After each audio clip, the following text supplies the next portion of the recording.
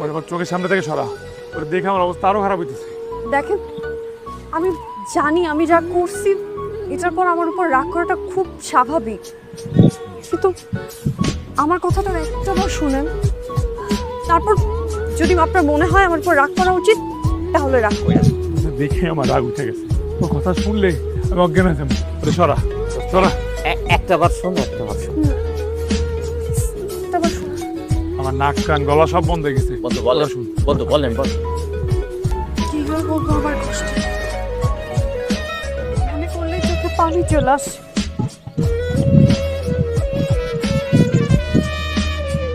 জন্মের সময় আমার মা মারা গেছে, 4 বছর বয়সে বাবা মারা গেছে। চাচা অনেক ভালোবেসে তার সাথে আমার রাখছি। 10 বছর বয়সে আমার চাচিও মারা গেছে।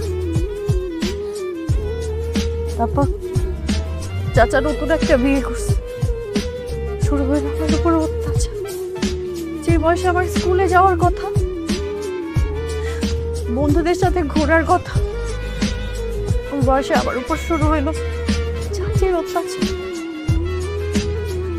জানেন, আমার সাথে কেউ কোনোদিন সুন্দর করে কথা বলে না, ভালো ব্যবহারও করে। তাই মামার বাড়ি চলে আসছি, পালায়। আপনাদেরকে দেখা মনে হলো তোদের সাথে বন্ধুত্ব করা যায়, তো দেখেন আপনারা সবাই আমাদের ভুল বুঝে বসে আছে।